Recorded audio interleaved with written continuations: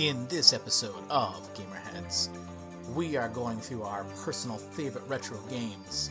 We're also talking about the PlayStation Classic and Nintendo Switch online service. Plus, we are joined by Phil Strahl, a.k.a. the Pixel Prophecy, to talk about the current state of retro games. Get ready, because here's another episode of Gamerheads.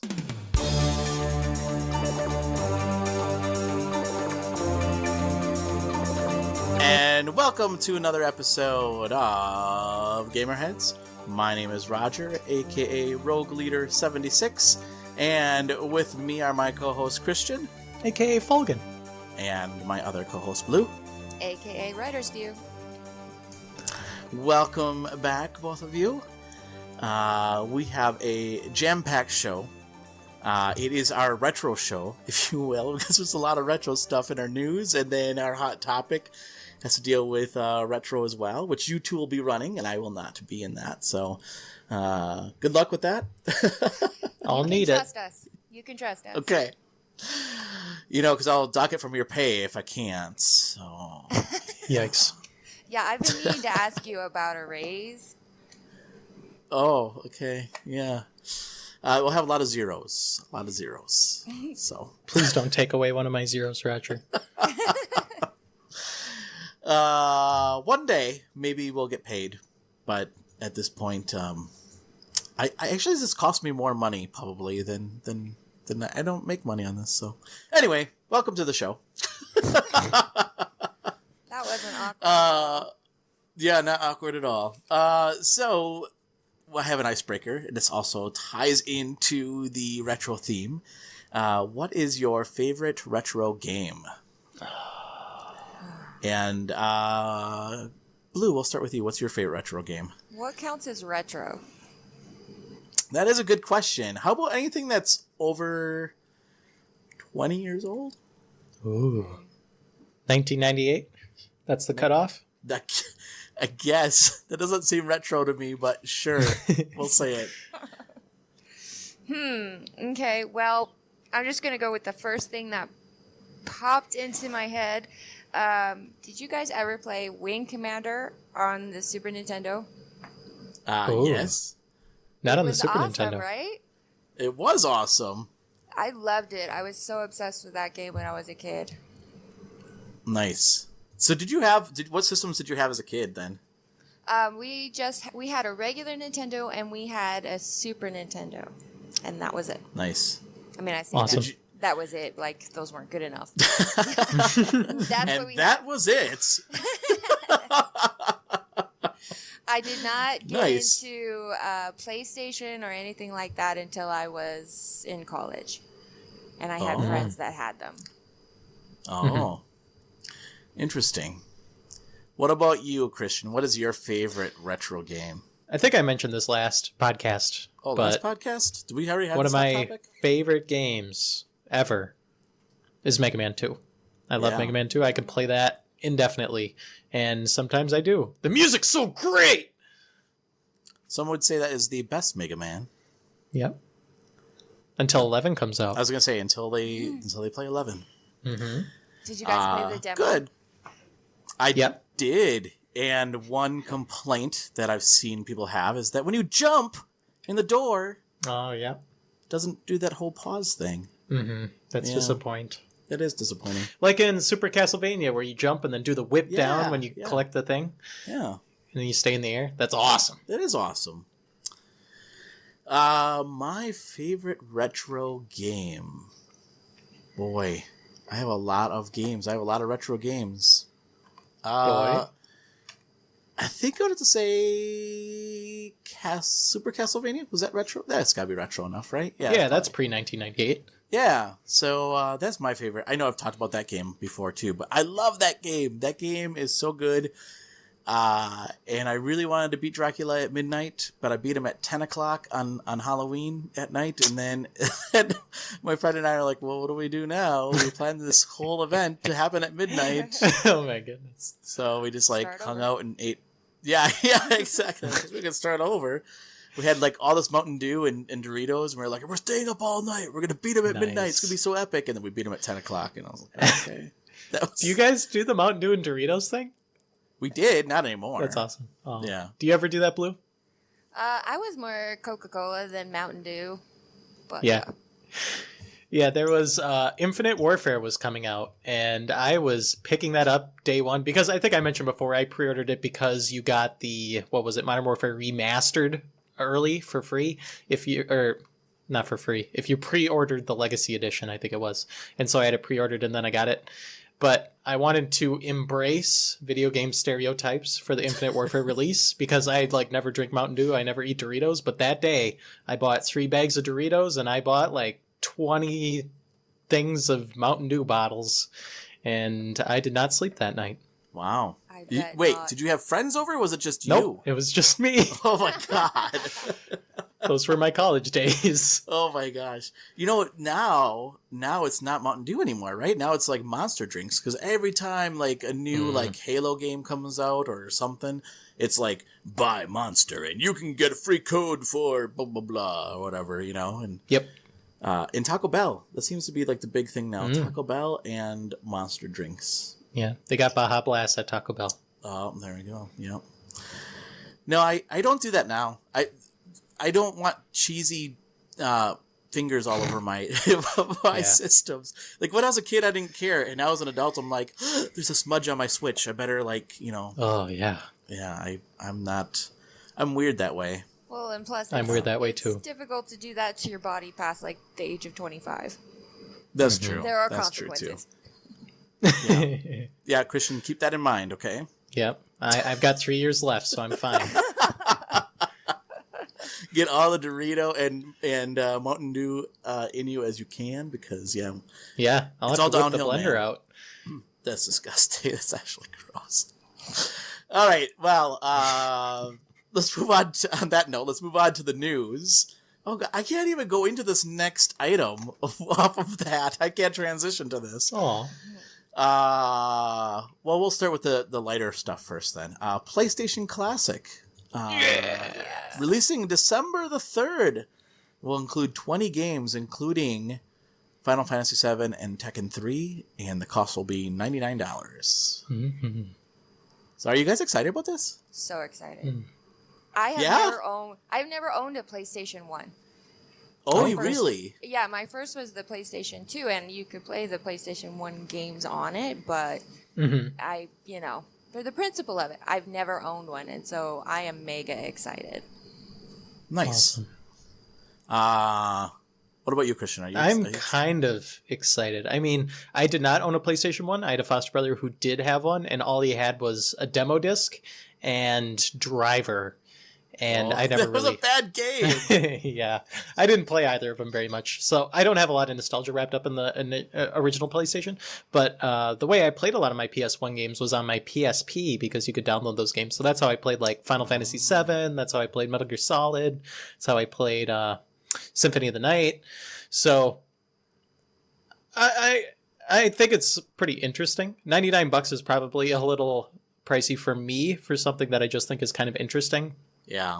And the thing that interests me about it is the HDMI output. I think that's kind of interesting. But I watched the trailer and then they're really building it up. They're panning on this nice, sleek, sexy PlayStation Classic console. And then they show the gameplay and it's just kind of this ugly, blocky stuff. Hopefully it looks good in HDMI output. I hope that they can make it look nice and crisp like the SNES Classic and stuff does. But those PlayStation games are huge, so you can't just pop ROMs onto this sucker like you can with the SNES and NES Classics, I'm assuming. I don't know. Maybe. I don't know. I'll hold out hope. I bet people will figure it out. Yeah. There's people I've seen, they put a power thing into their SNES Classics where it plugs into the power port and then it also allows them to plug in a USB drive. That just blows my mind. I don't understand how that transfers data across that power port. I don't know. But yeah, they find ways. Yeah. I just think that if it's a lot cheaper and easier way is just buy a Raspberry Pi. I don't I just The thing that I like about the Super Nintendo Classic though is that I can use that Super Nintendo controller. Yeah. That feels great. No, I bought the classic, the Super Nintendo Classic. I really like it a lot. I didn't buy the NES Classic though, and there's actually quite a few of those on the shelves. Yeah, no, there is. I don't know. I guess I would have to find out what those other 20 games are. Like if there's Symphony of Night on there, and there's like other, what was that, Brave Fencer Musashi? If that was on there, oh my gosh, I own that game. Oh, you do? Yeah, that's a great game. It's all right. It's a great game. You're funny, Roger. Yeah, I don't know. I feel like it's funny. I feel like, and I know other people do this, but I feel like my desk is gonna be full of like mini consoles pretty soon. Yeah. Like it's gonna be crazy. Yep. We've got the NES Mini and the SNES Mini, and we'll have I already pre-ordered the PlayStation Classic. Yeah. So I know that, we're going to have to find shelves for all these, but I don't particularly care. I'm excited. Yeah. Yeah. Do you... Go ahead. Sorry, I didn't mean to cut you off. I sent out a tweet that said, hey, I pre-ordered this. And it was funny how people wanted to argue about it. They're like, really? They're like, oh, holy cow, you idiot fanboys. You can, for $5, you can play all those games on your phone. And I was like, yeah, that's the same. Like yeah. The experience is exactly. Or I can do my little tiny phone. But whatever, that's cool. Yeah. Thanks for telling me how to spend my money. I know. I always think that's funny when people like get mad at you for like, can't believe, what a fool. Can't believe you bought that. I'm like, well, okay. Thanks for your opinion. I don't care. I didn't ask. It totally affects you. Yeah, exactly. Whatever. Yeah. Yeah. What I found interesting is that the controllers are not DualShock controllers, so you don't get the analog sticks. So I think that means no Ape Escape, because if I remember it, I think Ape Escape was an analog stick exclusive. I think that was the first. Yeah, I think that was the first game that had the analog. Yeah. Interesting. Yeah, I don't know. I was gonna ask Blue, how often do you play your NES and your Super NES classics? Probably once a week. Wow. Nice. Yeah. Wow. I don't know. Just have a fondness for those old games. Wow. Yeah, I played the Super NES Classic when I first got it, and I haven't really touched it since. Yeah, if you don't think that you're gonna play it, or if you're not as excited about the games or the price point, I totally understand why people are hesitant about it. But yeah, I mean, at the same time, I'm excited. Yeah. Yeah. No, I mean, I guess I want to see what those other games are, but it's cool. I mean, Parappa the Rapper is going to be on there, right? Oh, that would be awesome, wouldn't it? But they did already that remaster game. it, so that's true. They did. I don't know. Yeah. Speaking of retro games, Nintendo Switch Online, the system 6.0 came out, so that's awesome. Yep. Mm-hmm. I already subscribed to that. I did too. Did you get the Nintendo, the NES app or whatever, or the Classic app or whatever they're calling it? Not for my phone, no. Oh, I mean, sorry, for the Switch. Yeah, I did get that. Already went on, spent a whole night when I should have been doing other things, playing the game. That's awesome. And it's funny because I sent a tweet out about that, and people are giving me shade about that too. It's like, oh, I need to subscribe to a crappy service. I was like, what is it with people this week? Yeah. Yes. You know, like I know a lot of people were like upset about the service, and I'm like, it's $20 a year. Like, it's not that big of a deal. Yeah, if you're not gonna play the games, then whatever. But yeah, I'm gonna play them. So, what games? What's your favorite game as part of that 20 lineup? 20 game lineup. I don't know. I spent a long time playing the Yoshi puzzle game because I never played that before. I haven't either. I'll have to play that. Mm-hmm. I don't like it quite as much as Tetris or Dr. Mario. The controls are a bit different. It doesn't feel as smooth, but you'd have to play it to see. But it's still a lot of fun. I love me a puzzle game, so. Nice. Christian, did you get the... No, I did not. I think didn't. The thing that will make me get it at some point, possibly, is when I want to play a game online. But the way things are right now, I do not pick up my Switch very often because I've finished most of the games that I already have on it. So I'm just kind of waiting Like I got all the Mario Odyssey moons. I got all the Breath of the Wild shrines. I finished Bayonetta 1 and 2. I finished Rabbids, Mario plus Rabbids. And yeah, I pretty much finished everything I wanted to at this point. Wow. But I'll get Mario Party. Yeah, I'm excited about that game. Yeah. And I'm excited about Diablo 3. I think I might get it. I might triple dip into that game. There's rumors that Diablo 3 is going to be the next PlayStation Plus free game, Roger. What? You're the naysayer of PlayStation Plus games, but... I'm not, but I already have that game, but... Yeah. And also Neo, which is also a great game. Oh, really? Oh, that would be awesome. But that's like Dark Souls, Roger. You're going to get frustrated. Oh, yeah. I won't like it then. That's a good No. point. Yeah, so that's... I don't know. I was playing a lot of Tecmo football last night. But they don't have the Packers. Oh, I love Tecmo Bowl. Is that on there? It is, yeah. I have a cousin, and he came over one time, and he had an emulator on his laptop, and he's like, "Hey, have you ever played this game?" And I'm like, "What?" And he said, "Oh, it's called Tecmo Bowl. It's football, but it's like old school football." And he wasn't very knowledgeable in video games. He just had it on his laptop.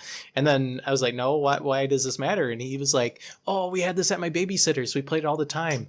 And then the next 10 hours of our day consisted of nothing but Tecmo Bowl. I love that game. 10 hours. Game's awesome. That's So- insane. Was it the first Tecmo Bowl? Yes, it Okay. was. I See, love that game. I enjoy it, but I will say, like, Tecmo Bowl, was it 2 or 3? It was way better. Really? I'll have to Or try Super it. Super Tecmo Bowl was good. Was really good. I just like the simplicity. It makes me enjoy it a lot more than something like Madden. Yeah, it is very simple, but they don't have the Packers. I forgot about that. I was Deal hoping breaker. that maybe they did some updates. I know, right? Yeah. I know this is really sacrilegious, but I played as Chicago because I was like, "There's no other team." I know, So you lost I right know. then, obviously. No, actually, they have Walter Payton on the team. So Oh. I mean, not really, but I mean, Yeah. it is him, but it's not Yeah. really him, right? So I think there's fan-made ROM hacks where they actually put in like modern statistics into that game, modern players. that's awesome. That would be awesome. They had a Tecmo Bowl on the DS, I believe. Really? And I bought it used to play on my 3DS, and somebody went in and added all the Packers. I'm like, well, Holy cow. that's pretty cool. That So, was like, nice of them. yeah, it's like, yeah, exactly. It's like, well, there's an advantage of playing a used game. Wow. So I'll have to try out the Yoshi game. My wife loves Dr. Mario, and so at supper tonight, I said to her, I said, "Hey, do you know how Dr. Mario's on the Switch now?" And she said, "Are you challenging me?" I'm like, "Only if I can get like you at like level 5 and me at level 1." Then yes. Nice. Because she's really, really good. A quick funny story.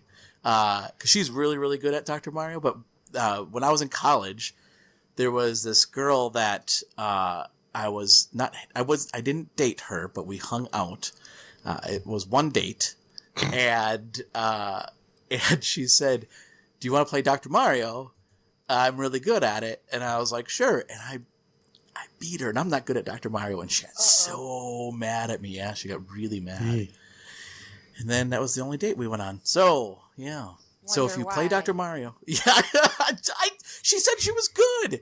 I expected her to be good. I'm not going to, if she says, "I'm really good at this game," then I'm going to take it, seriously. My wife is really good at Dr. Mario. So, Oh, that's how I you have to choose your play- girlfriends. That's right. Mhm. How good are Can you you at Dr. Mario? Can you beat me at Dr. Mario? If so, I'm marrying you. Oh, I mean... wow. I No, need to I'm ready. practice. No, sorry, Christian. The deal's off the table. I mean, I'm already Jeez. married. I'm just saying that was my mentality. That's what I'm saying. Mm-hmm. Don't give up hope, Christian. Or, Thank you, Blue. There's no daddy dating simulator here, Christian. Come on. Whatever that game was. Anyway, so the last news item that I have here, this is the one I didn't want to lead off with because I didn't know how to transition into this. I still don't know how to because it makes me sick.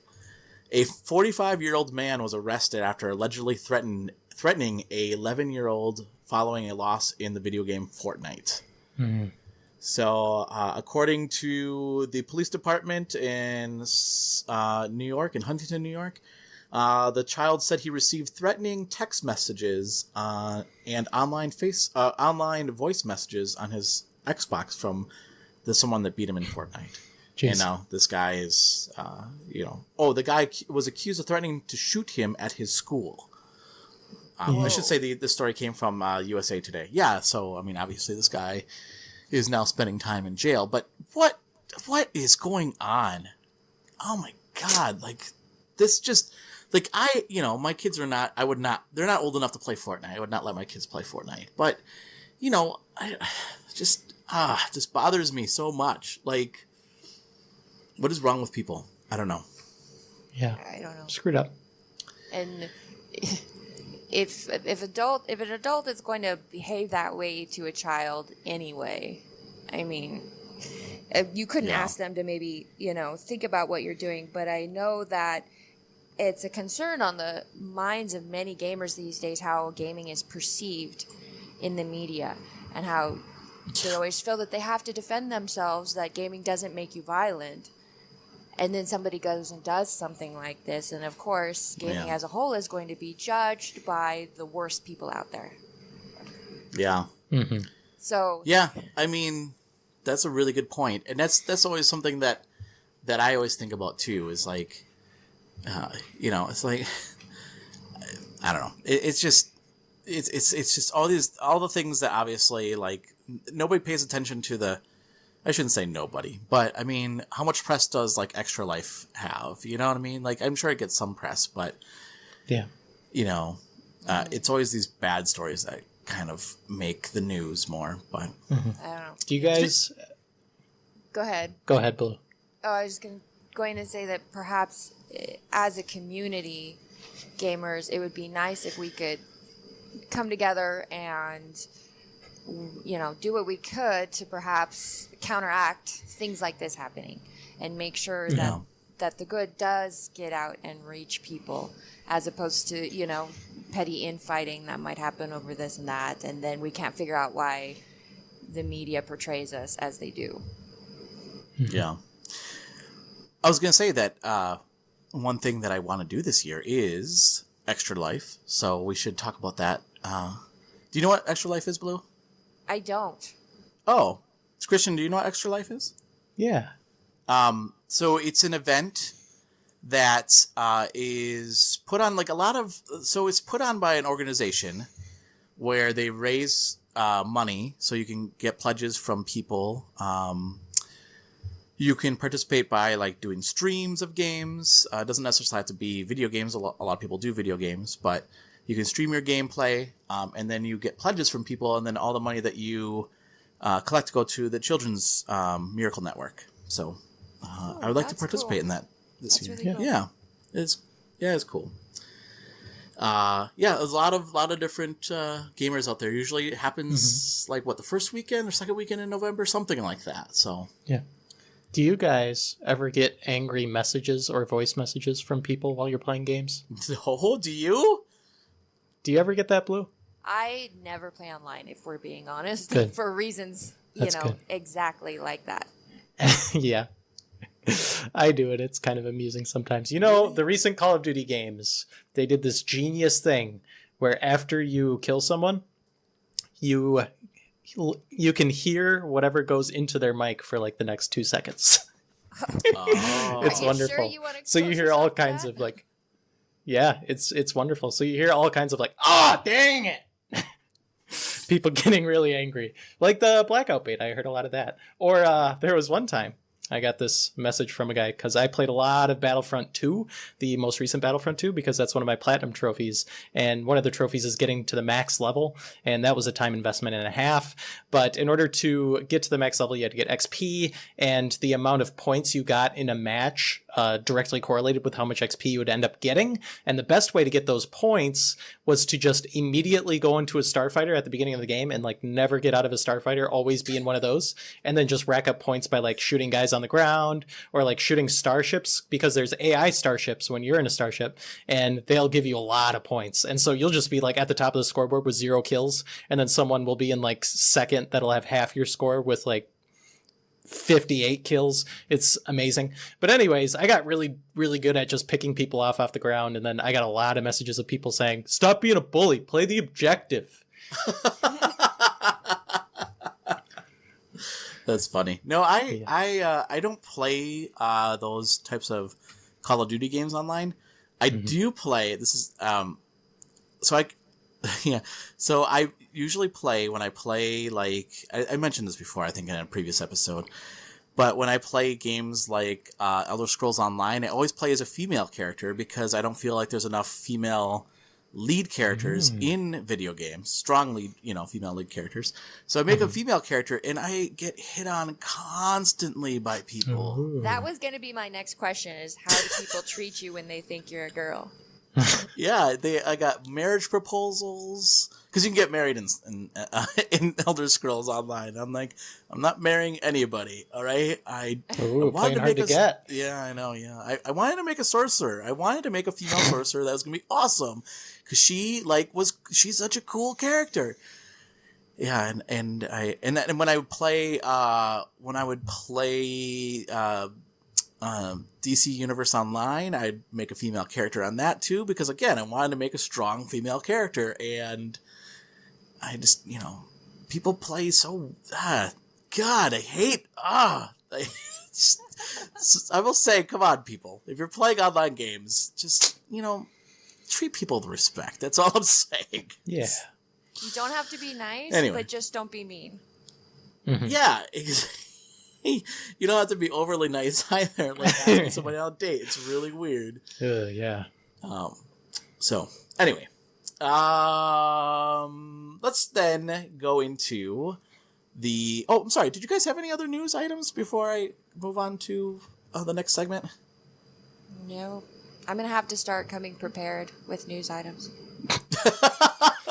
That's okay. Right? 5 minutes before we record, I'm like, okay, what's going on in the news? I could give you your daily dose of PC news for the day. Oh, there we go. Because we talked about your PC news of the day. That's a good intro. Thanks. You should sound clip that. Use that every day. Yeah. Even when we don't talk about PC news. But a few weeks ago, I talked about the GeForce RTX cards. Yeah. Yeah, and they are out in the wild. The reflective or whatever. Yep. Good with reflections. They're out in the wild now, and reviews are out for them. And apparently, they are slightly better than the last ones. So there you go.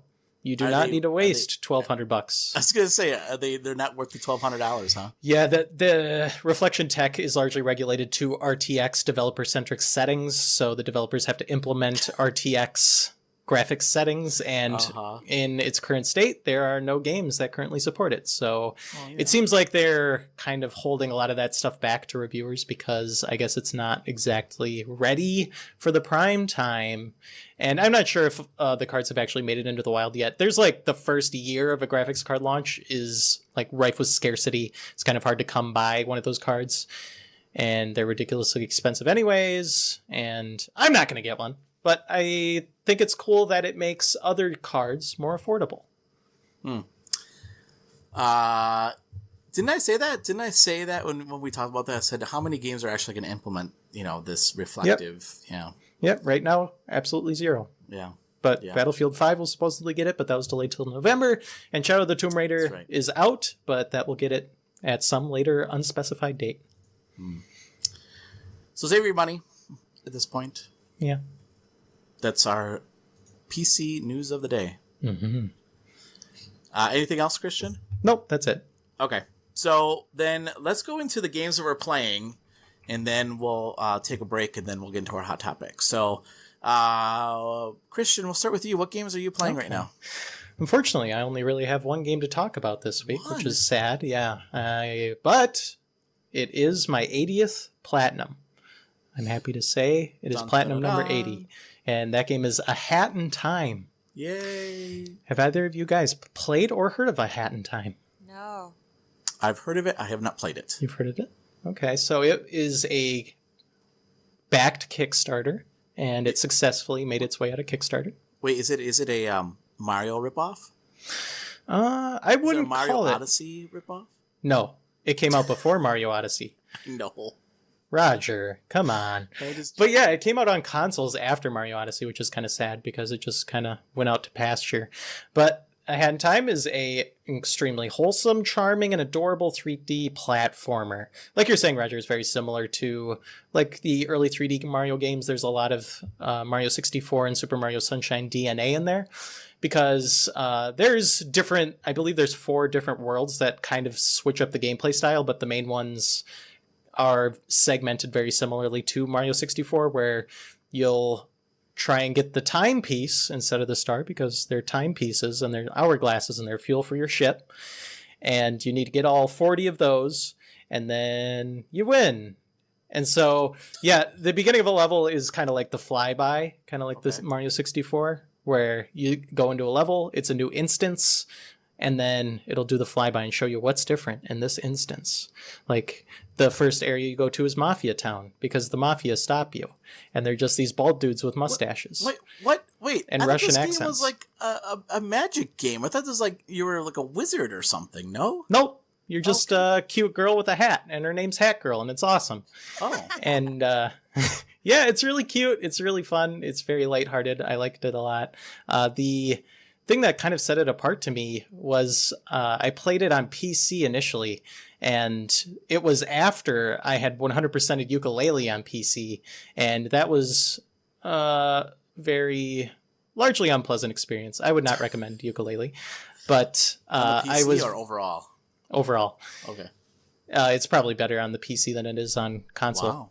Because I was playing it at 60 frames. I don't believe it runs at 60 frames elsewhere. No, I don't. But anyways, I played A Hat in Time at first on PC, and just jumping, I immediately knew. As soon as I saw those jump animations, felt how that jump felt, I was like, okay, this game is way better than Yooka-Laylee. This is like the 3D platformer I wanted when I heard they were making Yooka-Laylee.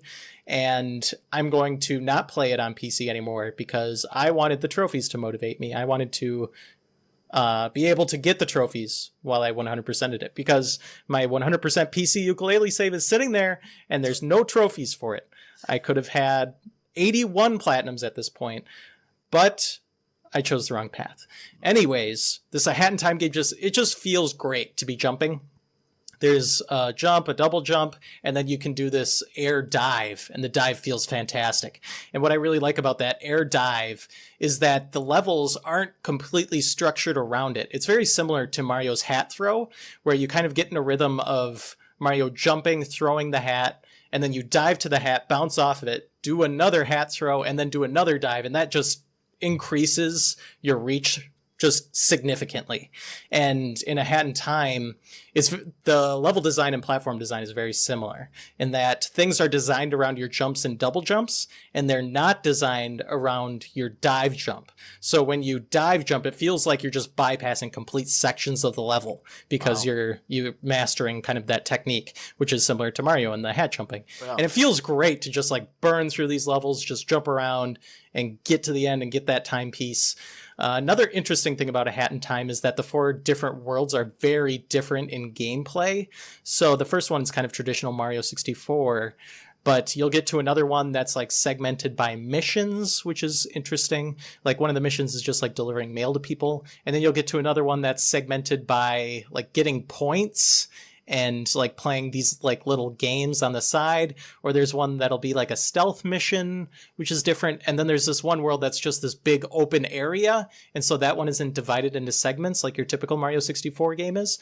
And they just have a lot of variety in there, which is really unique and interesting. And I think it both goes for and against this game because they put so much in there that not all of it is as good as just the core platforming. Like the stealth section is kind of slow paced. It's probably not the best thing in there. Or there's a couple missions, like one you just got to deliver mail to people and it's, you just got to get through it.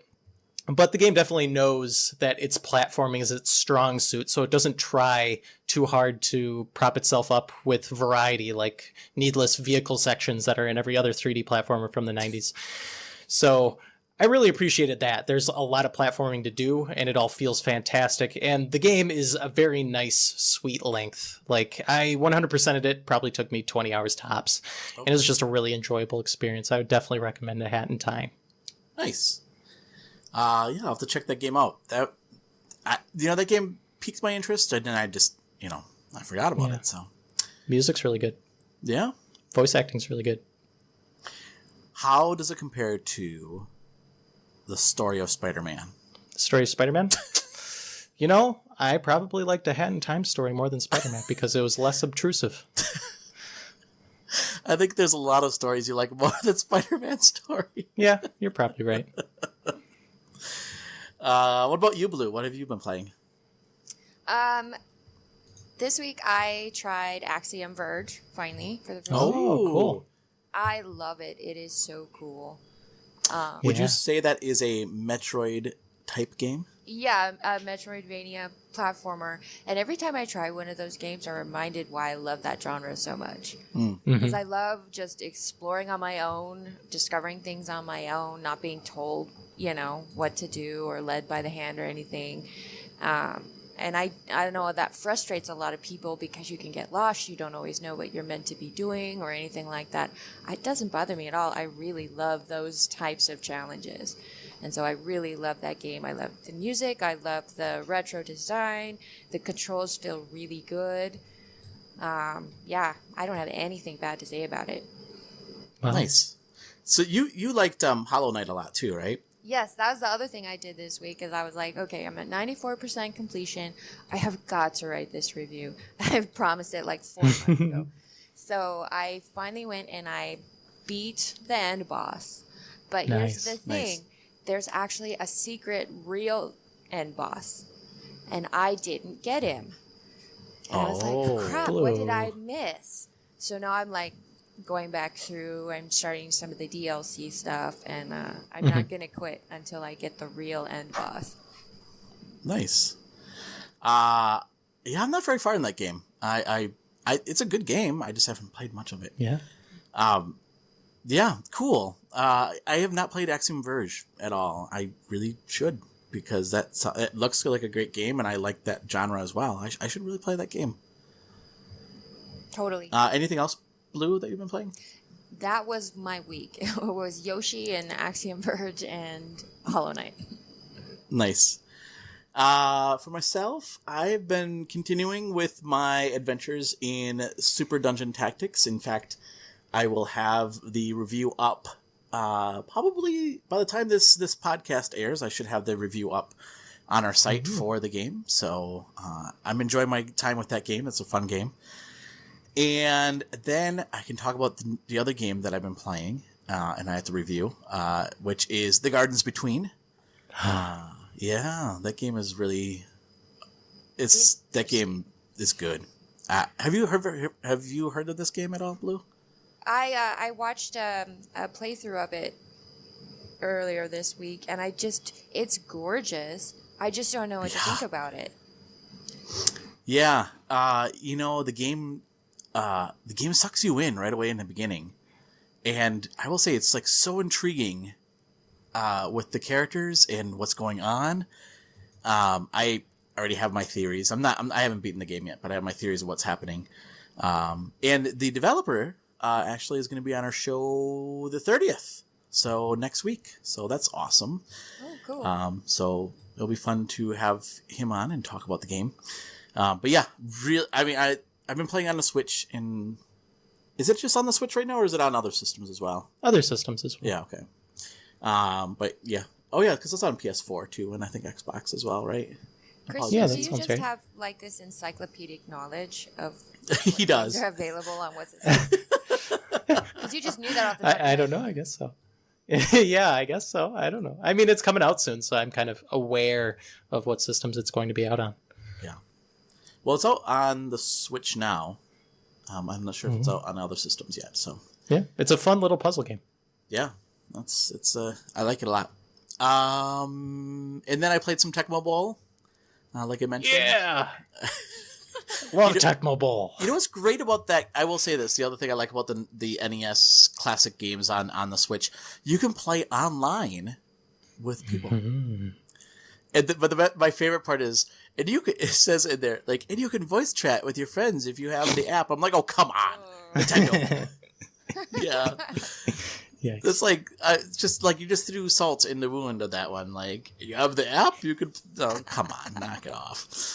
But yeah, we should play a game of Tecmo Bowl. Yeah. We can't play 3 players, but we should like do That's a round okay. robin. That would be you guys awesome. go ahead, and I will cheer for you. You don't want to play as the Vikings or as the Bears? Because those are the only 2 teams from the north that are in the game. No. You want to do Dr. Mario round robin, though? I'm in. Okay. Ooh. All right. Ooh. Are you good at Dr. Mario? I don't know. I'm afraid to say now. I mean, I feel like okay, so one of my friends on Twitter is doing this kind of retro game challenge. It's called the it's Boss versus Noob. You can look him up on Twitter, and every week he posts a new retro game, and you go and you see who gets the highest score. So I got 3rd for Dr. Mario. Oh, I don't know if that Wow. makes me good or not, though. Are there only 3 people playing? No, I'm just kidding. I'm just kidding. Wow, sick burn, Roger. Yeah. that way to was burn your interesting for a co-host. while. No, there was way more. No, I will say I'm not good at Dr. Mario. I apologies to that girl that I dated, and I beat her at Dr. Mario. She thinks she's good. I'm not good at Dr. Mario. I'll admit I'm not good at Dr. Mario, but I enjoy playing Dr. Mario. So, I just wish that there was an easy way to share friends codes on the Switch, because that is like the other most ridiculous thing. We always joke about this, that you see a friend come up on the Switch and you're like, hey, we're playing a game and there's nothing I can do about it. That's awesome. Yeah. I'm a sucker for chasing high scores. I have gone to ridiculous lengths just to get a better high score. Yeah, like if it's better when it's a tight-knit group of people that I know, like when it's a small pool of people that I actually know, instead of just some impersonal leaderboard where someone's always going to be better than me anyways. Like Flappy Bird, I was determined to get the best Flappy Bird score in my school. Did you guys ever play Flappy Bird? No. No. I got to 409, I believe it was. Sounds like grandma. Yeah. It was a very difficult game that really tested my thumb endurance and concentration skills, and I'm glad to say I persevered. Speaking of high scores, congratulations, Christian. Thank you. Speaking of high scores, did you guys see that the high score leaderboard for the Video Kid? There are still people like beating each other in that competition. It's crazy. So we started a competition, right? And that ended 2 weeks ago or so. But there are people that are like, I want to be number 1, and I think the top score is like over 65,000 right now. That is insane. That is insane. I think they're getting to the point where they pretty much are looking to see what the ultimate score can be. If you have not played that game, The Video Kid, it is out on the Switch and Xbox and Steam as well. You should go check it out. It's really fun. Yeah. All right. So then what we'll do here is we're going to take a break. And then when we come back, Christian and Blue will be talking to Pixel Prophecy, our guest this week. And they'll be talking about why retro games or why retro style is so popular right now. So stay tuned for that. It's 7:55. I'm late for Jessica. Are you 80s enough? For the Video Kid Challenge? Survive your video round with just one life. Take that, butthead. And hundreds of ways to die.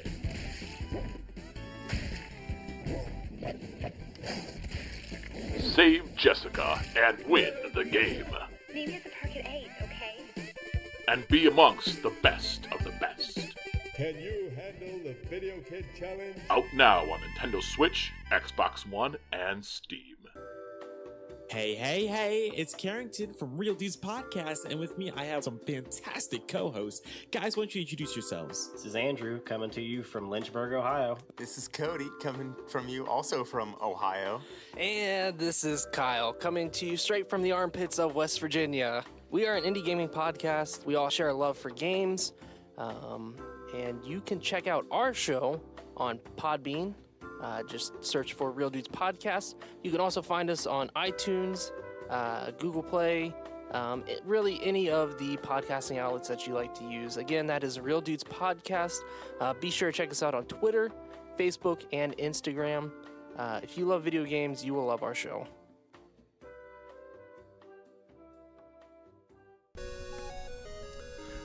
Do you like video games? Do you like to read? Alright, guys, I know that those two things usually don't go so well together, but my new book, The Minds Behind the Games, Interviews with Cult and Classic Video Game Developers, is kind of like an ESPN 30 for 30 collection of interviews with some of the coolest creators in video game history. We're talking iconic games, Deus Ex, Mortal Kombat, Wasteland, NBA Jam, not so iconic, E.T., Night Trap, indie games, Pro Wrestling X, Towerfall. If you love video games, you will love my book. If you know nothing about video games and want to get in the know, read my book. It's available wherever fine books are sold: Amazon, Barnes & Noble, Target, Walmart, and of course my site, patrickhickeyjr.com. It's an awesome book. I had a ton of fun writing it, and simply put, if you want to get in the know and you want to find out stuff that's not even on Wikipedia, check it out. You won't regret it. Do you remember the days when console games were pure simple fun? No loot crates, season passes or crowdfunding. You just paid for the game and it was yours to keep. You didn't have to sit through hours of boring cutscenes, and there were no loading screens to keep you from the action. At Four Horses Games, we remember those days and we aim to bring them back. Miles and Kilo, our latest release on the Nintendo Switch, is pure action from start to finish. Run, jump, slide and swing your way across 36 action-packed levels as you and your dog try to escape a haunted island, battling bosses along the way. Still need more? 20 tough achievements and a time attack mode keep you going that extra mile. Reviewers are saying that Miles and Kilo is a must-have title. Available now on the Nintendo Switch and coming to other consoles later this year. Welcome back to this episode of Gamerheads. Roger is not with us anymore. Rest in peace. Not really. He's just gone temporarily. He will be back next week. And when the boss is away, we come out to play with Phil Strahl from the Pixel Prophecy. Thanks so much for joining us, Phil. Oh, thank you for having me. Salutations. Where do you hearken from, Phil? Oh, this is a good question. No, actually, I'm from Austria, Europe, and right now I think I'm coming from the dark ages of Pixelania, because I just love retro games, and still recently I just played GTA again, the first one, so I'm all in the mood for today's talk. Yeah, and Blue's back with us, of course. Hey. But Roger's gone. Roger's gone. But we've got the dream team here today to talk about retro games. And Roger wanted us to talk about why is retro in right now. So I figured a good way to start this conversation out would be to define what we consider as retro, at least within the confines of this conversation. So, what is retro? As for me personally, retro is anything that looks like it doesn't belong to what currently is going on with the AAA stuff. So anything that they don't feel they could touch either in genre or graphics or appeal, for me, this is retro. I start with that. Yeah, that makes sense. What would you say is retro, Blue? What feels retro to you? I feel like I am more likely to judge it based on what I played as a child versus what I played as an adult. So, like, to me, I don't feel like the GameCube is retro, even though it's quite old now, objectively. But it doesn't feel retro to me because I played it so much as an adult. Yeah, that makes sense. I'm a merely 22 years old, so I pretty much grew up playing the N64, which some people didn't play. I'm sure Roger didn't play it until he was well into his 30s. So that's awkward, I guess. But I think for the purposes of this conversation, Roger stated earlier in this podcast that for these conversation purposes, we're going to make the cutoff 20 years ago, so we're going to say 1998. And if you say anything after 1998, that's totally fine because it doesn't really matter. But cool. We can do N64, PlayStation 1, and back. And if you talk about GameCube, that's totally fine because I grew up with GameCube too. Mm-hmm. Does that sound fair? Sounds fair. Yeah, I grew up with the GameCube with Tony Hawk's Pro Skater 3 and Scooby-Doo game and what else? Like a demo disc where I played a lot of Sonic Adventure. Oh, the good one. Yeah, the good one. Well, anyways, I guess the first question I had for you two was about Nintendo kind of alone pushing for the retro resurgence in like innumerable ways. Because they've got their previous virtual console that they pushed a lot, but now they've got their new online service with Nintendo Classics, and their incredibly successful mini consoles that are being kind of copied by other companies. So why do these major video game companies tap into their older titles so often? Well, from my perspective, because they can. I think a lot of kids who grew up in the 80s or with these kinds of consoles, after the video game crash, I mean, there weren't any or many. So I think if you're having a Nintendo, or NES or Super Nintendo or GameCube, or not GameCube, what's the Sega one? The Genesis, right? It's called in the US. Yeah, I think there is not so much out there, and everyone knows these. So I think that Nintendo is pretty wise into tapping into their own back library and still selling us the same old games for like $5 a pop. I mean, now with the subscription service, I think it's like 20 games at the start on the Switch. Is that correct? Something that sounds like this. Right. So I think that's fair, but I try to stay away from Nintendo with their virtual console because, in my opinion, it was just a little bit overpriced. But still, I think. Yeah, like I said, it's everyone knows these games, and Nintendo, of course, has discovered that they're sitting on a treasure trove of instant nostalgia, right?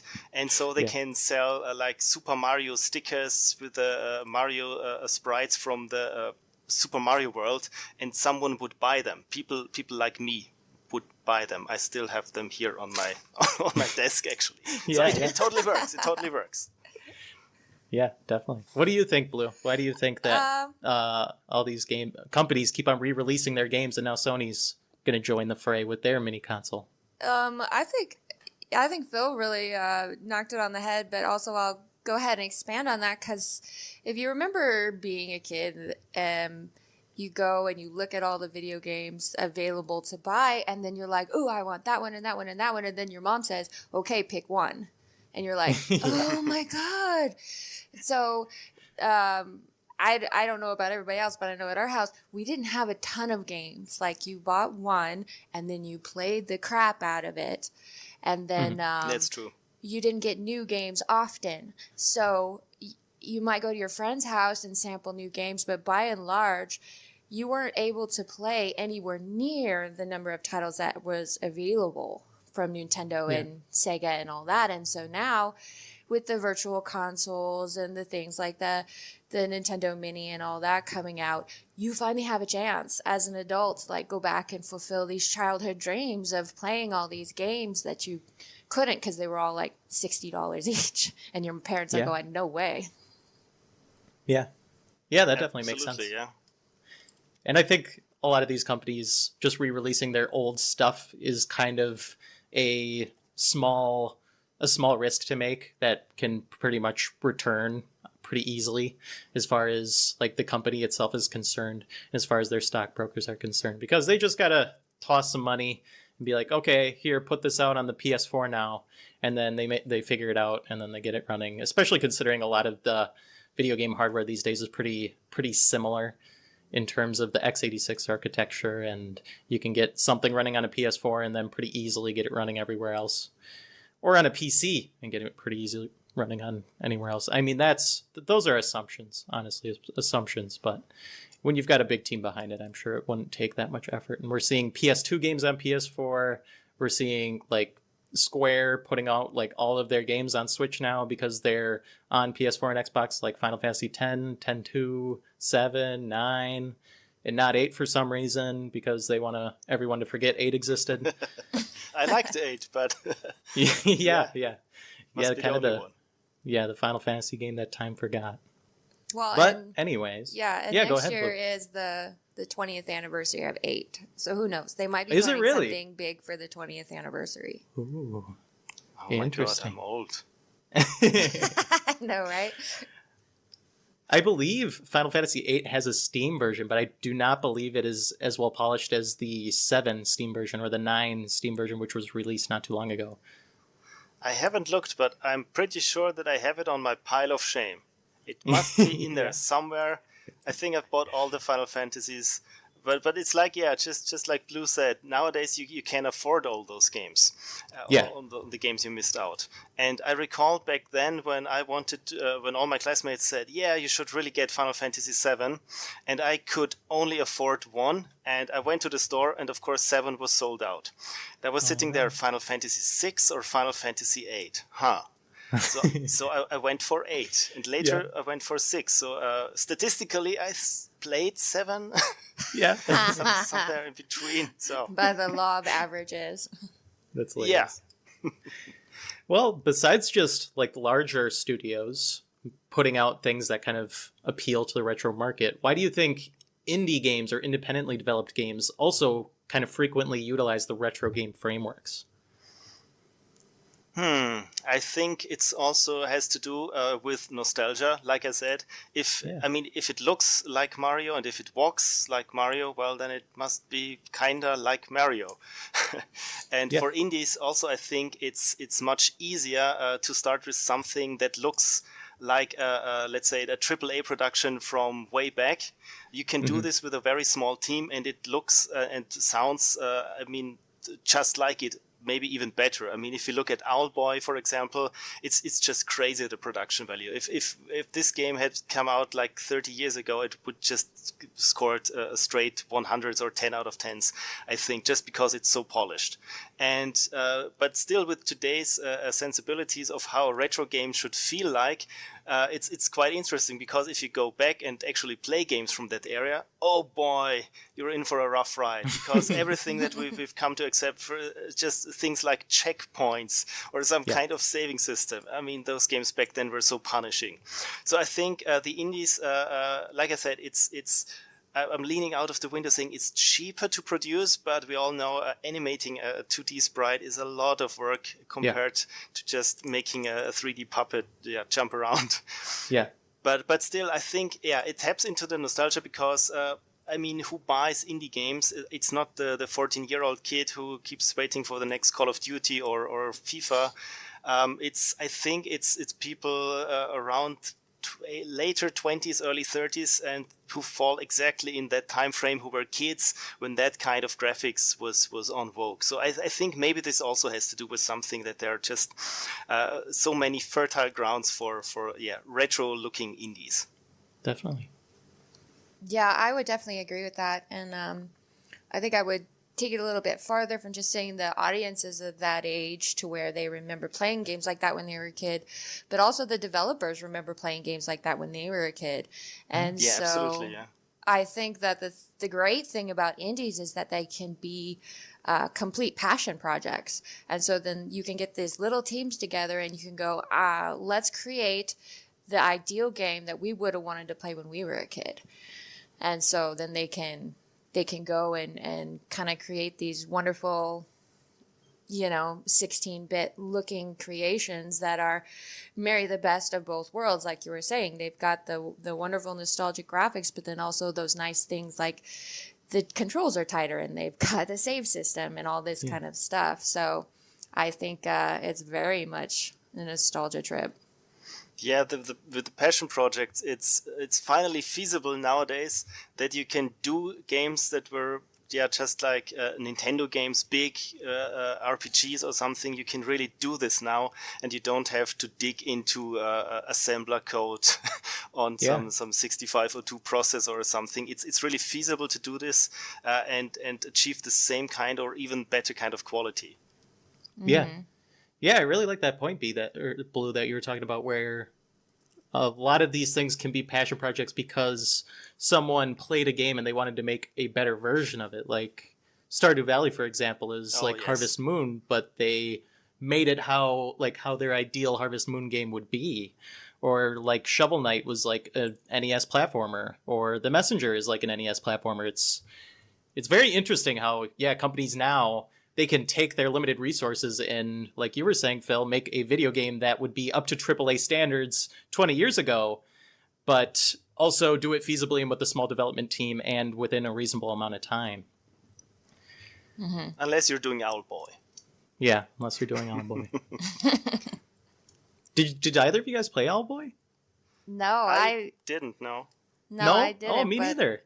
Oh, God. That sounds like something we need to do. Yeah, I absolutely wanted to. I've heard great things about it.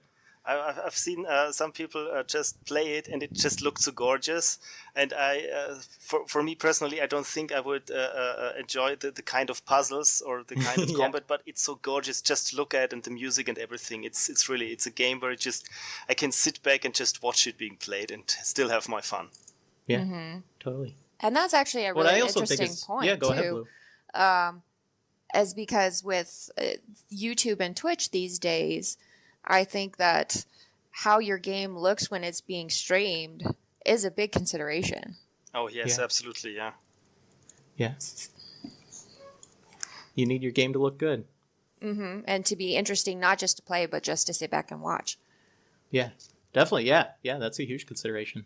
What I also find interesting is how some of these big companies, like Sega is the main example that comes to mind, where they put the money into a smaller team to develop something that's like more indie in scope, but actually really great, like Sonic Mania, because that's like a 2D Sonic sequel, but they didn't have to pour as much resources into it.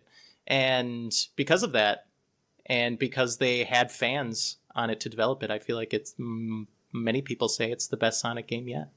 Oh, absolutely, I agree. It's just like Blue said. It's like a passion project. If you put in the people in charge who were fans from the whole series, and sometimes thought, the whole series went into the completely wrong direction with some Sonic games. Let's be honest, and they just feel like now it's on them to return the series back to glory, to its former glory.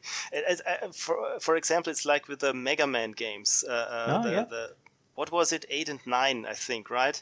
That played and looked and behaved, and I think, was it even that you could have the slowdown and sprite flickering like on the NES? I think this was just a little bit overkill, but still, it doesn't cost as much, and there are always people who say, well, back then everything was better, which of course it wasn't, but still, it's relatively cheap to develop, I think, and I mean they got the press, and I think the sales even match up. So and if you put the fans in charge, as with Sonic, you get a game that just where the people who love the games just put everything they loved out and in there, and just made it a complete experience for them. It's like, like Blue said, it's like you look at a game and think, I could do this myself one day, and then the big day is there, and you even got the license to make it a true Sonic game. So I think this must have been a dream come true. And I mean, the game looks just like, it's one of the best 2D Sonic games ever. Yeah. Yeah, it's crazy. It's a crazy time that we live in because we're getting new NES games all the time. Like you said, with Mega Man 9 and 10 and with Bloodstained. They put that game out. I believe that's by the same developers of Mega Man 9 and 10. And they basically put out an NES Castlevania game, which is insane. Mm-hmm. Yeah, so it's like when people talk about what is the greatest era of gaming, You know, was it the 8-bit era? Was it 16-bit era? Or was it newer? And I say right now, we're in the greatest because we basically have all of it. Yeah, that's true. Absolutely. Yes. And we have more people than ever before have the ability to make games. And so you're getting all these original input, original content, and we have new stuff and we have old stuff, you know, being brought forward to being modern. And yeah, it's just a really cool time to be a gamer. Absolutely. You got so many options now, like you said, and also in terms of genres. It's not, space shooter, or is it a shooter underground, or what kind of shooter is it? But you got games like, I don't know, that Dragon Cancer and Gun Home. So you got this wild, crazy variety of styles from all kinds of people and which have all kinds of experience to offer. And I think, I mean, if we're here right now, how will this look in like 20 or 50 years? So it can only get even better, I think. Yeah. Yes. Yeah, speaking of all of these games that no single human being could ever feasibly play in a single lifetime, do you think that these retro games or retro experiences will continue to see the same amount of success that they do right now in like 50 years when there isn't anyone playing video games who grew up with an NES? Or are those people just going to like grow up with indie games like The Messenger and Shovel Knight and kind of have nostalgia for that because they experienced things that called back to the retro things when they were a kid? Are we going to still see people want to play those experiences? Like, will people ever get sick of playing Super Mario World over and over and buying it 15 times? I think that's interesting because I've recently had a conversation with a friend of mine, and they said kids from today, they will look back at Candy Crush and Clash of Clans and say it was their defining games of their youth, and oh my god, this is so wrong. But of course they're right. And I think it's interesting because like you said, the Shovel Knight will be the retro game to look back to, and maybe they will even find out that, wait a second, they didn't have to do pixels. They chose to do pixels because, oh my god, it harkens even back further to this time of the 1980s who no one ever witnessed anymore. I think it will have a shift. I mean, but like I said, it's still weird looking at today's games that they one day will be retro. It's like Half-Life 2 being retro. So when someone told me that, Half-Life 2 is a retro game, I felt really old. That's fun. Well, who even knows what will happen in 50 years? Maybe in 50 years, anything that's not a VR game will be considered retro. And that's what everything will be, is VR probably by then. Wow. Yeah, and the first VR games that we're seeing now will be the retro games, the vomit-inducing games where people still haven't figured out how to do VR properly. So those will be the big retro experiences to test your stomach. But at the same time, I don't think that the games, the important games in history, will ever go away because just humans. There's always some group of humans everywhere that cares about history and wants to maintain it. Because you still have, we still listen to music from 50 years ago. We still watch old black and white films and stuff like that. So I don't think they'll ever go away. They'll always have a place, but they may just not be as, everybody's go-to anymore. That's true. I think it's like with black and white photography. You can still do it today, but it's just for people who are really into it because it's just a lot of work and so expensive. And I think also with old games, I mean, we're pretty lucky now that we have cartridges from 30 years that still work. And they are pretty well preserved. But now with games of today, I mean, just touching on the subject of archivability, if that's the correct term. I mean, with games like World of Warcraft, I think there are some servers still there maintained by individuals who try to recreate the day one experience. But I think this will be much harder to have a retro gaming experience in the future if your retro games are those big games as a service, because they might not exist anymore. I don't know, did either of you guys read Ready Player One? Like not talking about watching the movie, but actually read the book. No, I didn't either. No, I tried it. I just couldn't bear it. It's really written in a way that I just couldn't stand it, frankly. Okay, well, in the book, they create the world of the Oasis, and it's just basically where it's so easy for anyone to create content, and so there's a constant stream of every old movie, every old television show, every old video game is just there, and anyone can play them at any time. And so, yeah, we may end up with a future that looks like that. Yeah, I think so too. This might be. This might be a future I would be looking forward to, but then do we still have the time to watch, play old games? Yeah, that's a whole other thing. Yeah. I think outside of preservation, which is obviously important, I think you're getting at something interesting, Blue, where like the DNA of the old games will kind of continue to make its way into the games that we play today, like Super Mario Odyssey, for example, the little 2D sections where you're playing as Sprite Mario. Like to any, 10-year-old these days, they'll be like, what the heck is this? Why is this in there? I don't know, but it's fun. That's true, yeah. Like those videos where they give the little kids the original Game Boy. Yeah. And little kid says, Boy, I feel sorry for people in the past. Oh, yes. No colors. Why isn't it exploding? Yeah. Or just a backlight. That would be great. Oh, yes. Yeah, I really hope that our future generations do not become disillusioned with all the flashy visuals that lie in modern video game technology's future, and can still appreciate some good sprite art.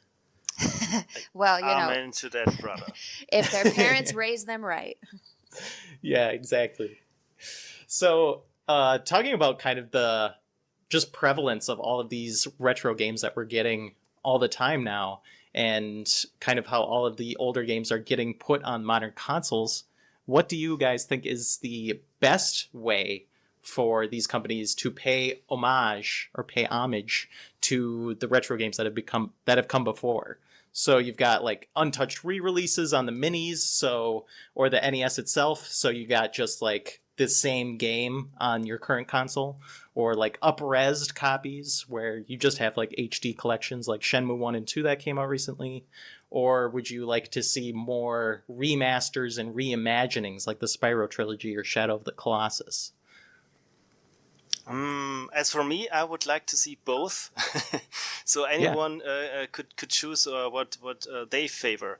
I mean, for me personally, I think it's those kinds of reimaginings. They are great because they still have this feeling of the game. Because like we all know, some games are really great, or like Shenmue, they were just so detailed and so great in their presentation. But nowadays, if you're looking at the old one, it still looks kind of cheap because of the polygon count, but back then it was just this huge big open world, and I think this kind of reimagining and sensible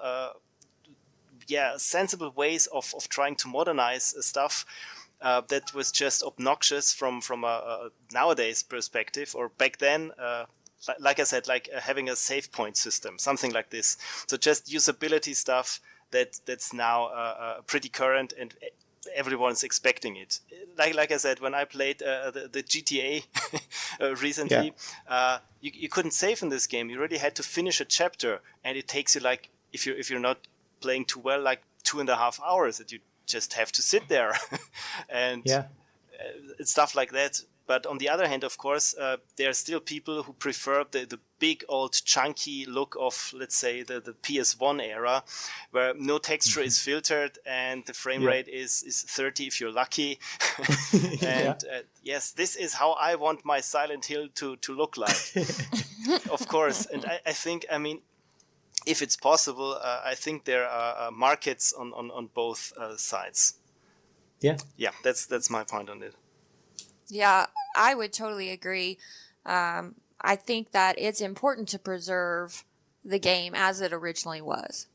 You don't ever want to lose where it came from, and you don't ever want to lose that ability to go back to your roots, so to speak. But at the same time, without the reimaginings and the reissues, things like that, probably there's a good chance that people in the future will lose touch with the original stories. A lot of the games, like especially from, in my opinion, from like the PlayStation 1 and the N64, they don't age well. And they need some help. They need some bringing up into the 21st century so that people can remember why they were fun. And so I think that you just get past how it looks, right? Yeah. Yeah, we got to get past the polygons and the nauseating cameras and all that kind of stuff. Yeah. And then everybody can remember why they were fun. But I think it is important to, if you really want to truly do justice to those old games, you got to hit that on both fronts.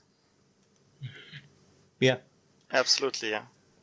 Yeah, that's why I like the Crash trilogy so much, and why I'm excited for the Spyro trilogy so much, because it just completely bypasses the visual grading that can happen when you're playing an old PS1 game. It just completely bypasses that, and you're basically playing the same game in a very pretty fashion.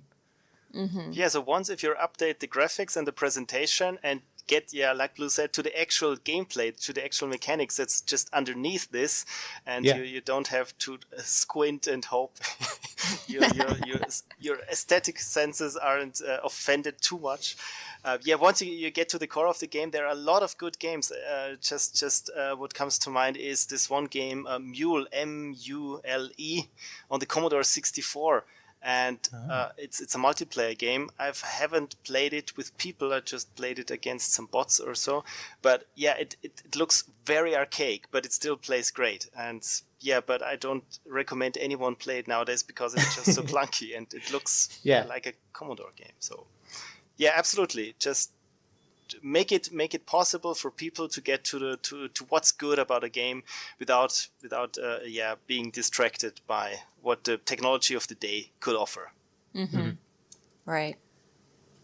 Are there any like remasters or like collections that's appeal to you too?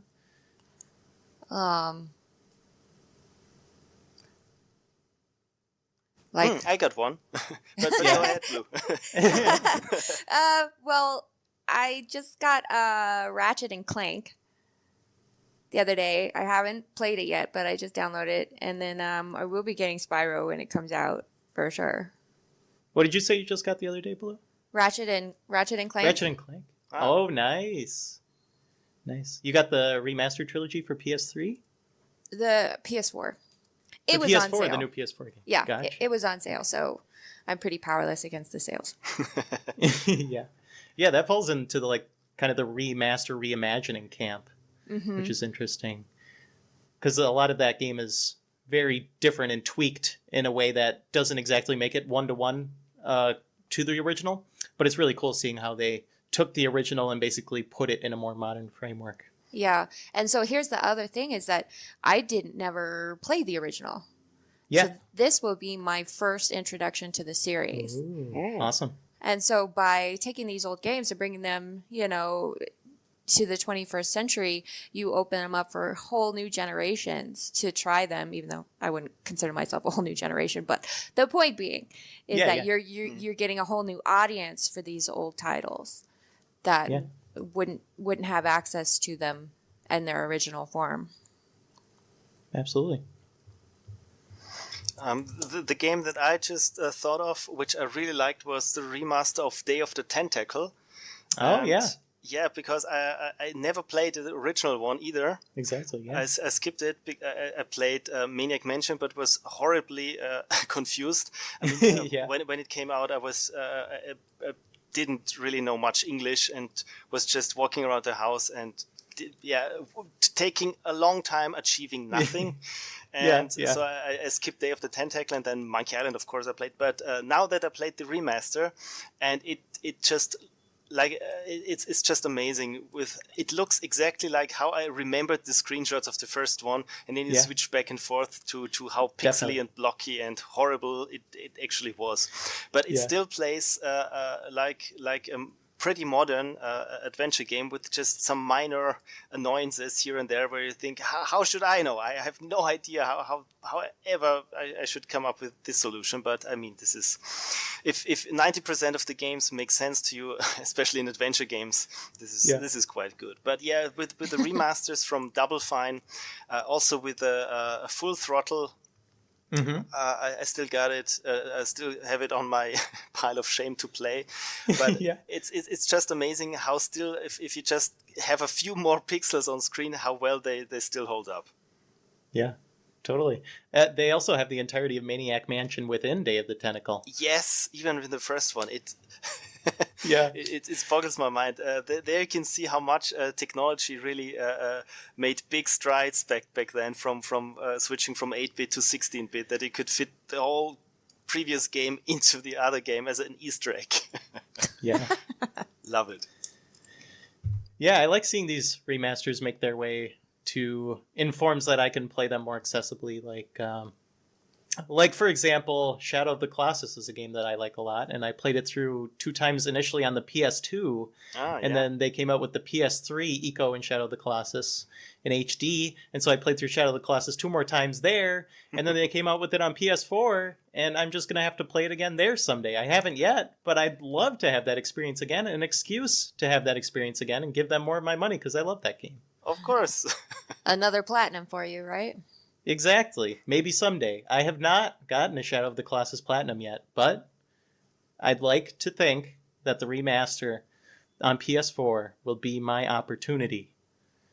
I have complete faith in you. Go for it. Thank you. That Ratchet & Clank game is a pretty easy platinum. It's not too bad. You have to play through the game twice, I believe. So oh, I see. Okay. If you've got that in you, then it's doable. I believe I've gotten every main Ratchet & Clank Platinum, courtesy of the trilogy on PS3. The Ratchet & Clank 1, 2, and 3 was released in HD on PS3, and that gave me an opportunity to experience them in their entirety for the first time. I had played 1 and 2 on PS2 initially, but because of the HD trilogy, I was able to go through every single one all the way through and enjoy my experience a lot, and this time with trophies, with the added incentive. Nice. Oh my god. As soon as they start putting achievements into old games, that's what breaks me. Yeah. Maybe it will be my very first PS4 Platinum.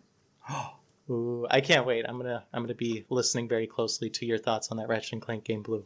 Okay, I will let you know. I hope you like it. Yeah, I hope sure you like I it. will.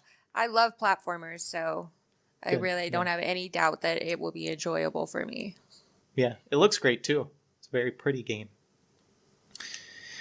There's other HD stuff that I just like seeing come this way. Like not only games that I like revisiting, like Shadow of the Colossus or Ratchet & Clank, but I also like being able to experience experiences that I haven't yet, like you, Blue, where Shenmue 1 and 2 just came to PS4 and Xbox One and PC, and those are games that I've never played, but I'd really like to experience because I've heard just amazing things about them. And with the Shenmue 3 Kickstarter doing gangbusters, it really makes me want to figure out where that series came from and why it caused so many people to love it so much. Mm-hmm. And yeah, the remasters let me do that. Yeah, that's a great point because you get to finally see what the big deal is after you've been hearing people talk about games for years and years and years. Yeah. Yeah, this is true also, like we were saying with retro games and the accessibility. I've heard great stuff about this old Unix game, which was Rogue. And Rogue, yep. Yeah, and I tried, I made some crazy gymnastics, like running a BSD 4.2 Unix in a virtual machine and then telnetting into it with an VTX1 terminal emulator, trying really, yeah. It was a project. Let's say it was a project, and then it didn't quite work because because Rogue needs to address the individual characters on the screen, and with the telnet it just prints out a new line when you step left or right. And thankfully I found out that there was of course a DOS version from 1983 which even had color. It didn't have sound or graphics, but yeah. So the accessibility I think is quite quite a big thing, because like I think this was L. Lowe once said, why the puzzles in some of his adventure games are so hard, and he said, well, my puzzles are for people who already know how to run my games in DOS, so this is the bar. Interesting. And it's not easy to run a game on DOS. Sometimes you had to think, do I want 265, 56? 256. 256, thanks. 256 colors or mouse. And you somehow you had to cram it onto your boot floppy. Wow. And I mean, I like to say, the golden days where you had to configure your auto-exec bet and config sys and put it on a floppy. But really, I mean, we don't want those days back. You just want to double-click something or launch it with a tap on your controller and want the experience. Yeah. And I think it's not a big deal for games like Super Mario, because, like you said, on every virtual console there will be a Super Mario game, and this isn't going away or even endangered in some way. But I think there are a lot of obscure DOS games who have a very narrow niche audience, and I think there are some hidden gems in there, but maybe there was just something wrong with their presentation back then, or just some really clunky interface. Rogue, I'm looking at you. And this is left them in obscurity, and I would be very interested in just finding hidden gems that were like 30 years there and no one ever quite noticed them. That sounds like that would actually be a really fascinating, like, blog series. Project like that. That would be interesting. Yeah. I would read that. I am not qualified to write it, but I would read that. Yeah. What I can recommend here, or maybe even plug, is the DOS Game Club. Do you have heard of this? No. This, they invited me because I was just being relentless on Twitter, asking if anyone wanted me on their podcast. and they invited me to their DOS Games podcast, and it's our DOS Games Game Club, and it's DOS Game Club, and this is exactly like I said, they just take recommendations. I mean, they're doing this like one game a month and then doing a podcast on it with some guests, and this is really great because of course the big games like Doom and SimCity, but there was also Nightmare 3D, which I've never heard of, and it's and I think this is a good place to start if in this community, if you're looking for good old DOS gems no one has ever heard of, because the community is there of old farts enjoying DOS games. That's awesome. So it's the DOS Club. It's dosgameclub.com or .org. Okay. DOS Game Club? DOS Game Club. I'm totally going to check them out. That sounds interesting. Really cool. You know you're on the right page if it looks like a DOS install menu. Okay. That's funny. Yeah, the DOS space just fascinates me because I never played a single DOS game until I was like 18. Oh. So that was like not a part of my childhood at all. You're still young, so it's forgiven. Yeah, that's what I was going to say, is you at 18 is not that long ago still. 4 years ago, yeah. Well, one thing that I think about a lot, because of a piece that I read not too long ago, I forget where it was or what the piece was called, but it was about a guy who had a kid, and video games were very important to him, and so he wanted to integrate his son into the video gaming world, but he wanted to do it very deliberately, and he wanted to do it in a very careful manner. So how he did it was he would only expose his child to like the NES for the first few years, and then he would like gradually introduce like the Super Nintendo, and then after that the Nintendo 64. Exactly how I would have done it. Exactly. Yeah, is that how you would have done it, Phil? Why is that? Because why should have kids from today, why should they have it better than we had it back then? And this plan would work perfectly if we just keep the kid in total isolation. Because the first time they are on the schoolyard and get introduced to Pokemon, well, there goes your upbringing. Yep. No going to friends' sleepovers, houses. no nothing. Exactly. Never. That's funny. But I think the piece said that he noticed that his son actually ended up being really good at modern games after like being exposed to these trials by fire on the NES and Super Nintendo. Interesting. Oh, of course, yeah. Those games were relentless. Yeah. Do you think it's something I think about a lot because I've got a younger brother who just doesn't have appreciation for like Super Nintendo stuff or like stuff that just doesn't have like the 3D graphics that he's accustomed to with like Fortnite and Call of Duty.